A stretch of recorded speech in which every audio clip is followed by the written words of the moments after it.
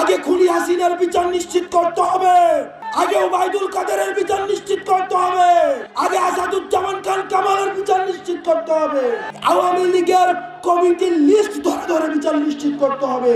আমাদেরকে হাসিনা কিনতে পারে নাই, আমাদেরকে আওয়ামী লীগ কিনতে পারে নাই। আমরা ত্যাপ্ত কণ্ঠে বলতে চাই, এই তরুণ প্রজন্মের সাথে আপনারা যারা বেঈমানি করবেন, আপনারা আমাদের আসনের লোভ দেখাবেন, আপনারা বলবেন আমরা মুখ আসন ছেড়ে দিব, পার্লামেন্টে একটা সিট দিয়ে আপনারা আমাদেরকে কিনতে পারবেন না। আপনারা যারা আওয়ামী লীগের বিচার বাদ দিয়ে আওয়ামী লীগের পুনর্বাসনের জন্য চিন্তা করছেন, আপনারা এই তরুণ প্রজন্মের সাথে আপনারা দালালি করছেন। প্রিয় সহযোদ্ধা, আপনারা দেখছেন আমাদের ক্রিয়াশীল যে রাজনৈতিক দলগুলো, তারা খুনি ফ্যাসিস্ট শেখ হাসিনার বিচার নিয়ে তাদের মধ্যে আমরা কোনো কথা দেখি না। আমরা দেখি আগামী নির্বাচনে আওয়ামী লীগ থাকবে কি থাকবে না সেটি নিয়ে তাদের মধ্যে আলাপ আলোচনা হচ্ছে।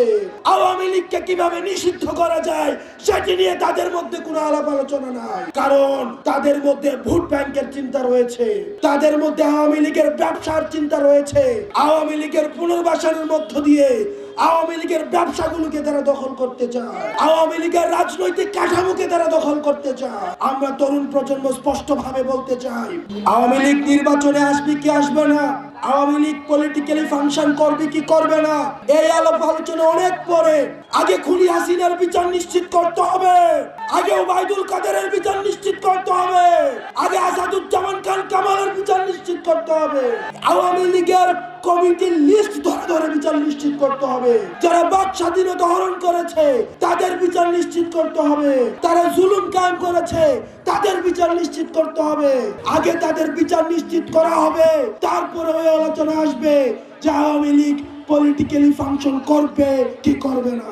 বিচারের পূর্বে যারা আওয়ামী লীগকে রাজনীতিতে দেখতে চান, আমরা স্পষ্ট ভাবে বলতে চাই, আপনারা যারা জুলাই গণঅভ্যুত্থানে আমাদেরকে দেখেছেন, আমাদের হারানোর কিছুই নাই, ছাত্র জনতার হারানোর কিছুই নাই। স্পষ্ট ভাবে বলতে চাই, নির্বাচনে আওয়ামী লীগ আসবে কি আসবে না সেই আলাপ বাদ দিয়ে আওয়ামী লীগের বিচার নিশ্চিতের জন্য প্রত্যেকটি রাজনৈতিক দল থেকে আপনারা আলাপ তুলুন। দয়া করে ক্ষমতামুখী হয়েন না, ক্ষমতামুখী যারা হয়েছে তাদেরকে দেশ ছেড়ে পালাতে হয়েছে। ক্ষমতামুখী না হয়ে আপনারা জনতামুখী হন। আপনারা যতক্ষণ পর্যন্ত জনতামুখী হবেন, তরুণ প্রজন্ম আপনাদেরকে সঙ্গ দিবে।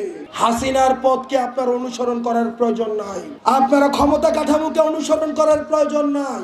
আপনারা যে শপথ নিয়ে মানুষের সেবা করতে এসেছেন, আপনারা সেই সেবাটি করুন। আপনারা যদি মনে করেন কোন রাজনৈতিক দলের দালালি করবেন, তাহলে হারুনকে যেভাবে দেশ থেকে পালাতে হয়েছে, বেনজিরকে যেভাবে দেশ থেকে পালাতে হয়েছে, জনগণ যেভাবে ছুঁড়ে ফেলেছে, তাহলে কিন্তু আপনিও সেই কাতারে লিপিবদ্ধ হবেন। পুলিশ এবং জনতা আমরা ভাই ভাই, সুতরাং রাজনৈতিক বিভাজনে না গিয়ে আমাদের আওয়ামী লীগের পুনর্বাসনের প্রশ্নে আমরা ঐক্যবদ্ধ থেকে তারা যেন আর পুনর্বাসিত না হতে পারে সেই জায়গায় ঐক্যবদ্ধ থেকে পরবর্তী বাংলাদেশ বিনির্মাণ করবো আমরা।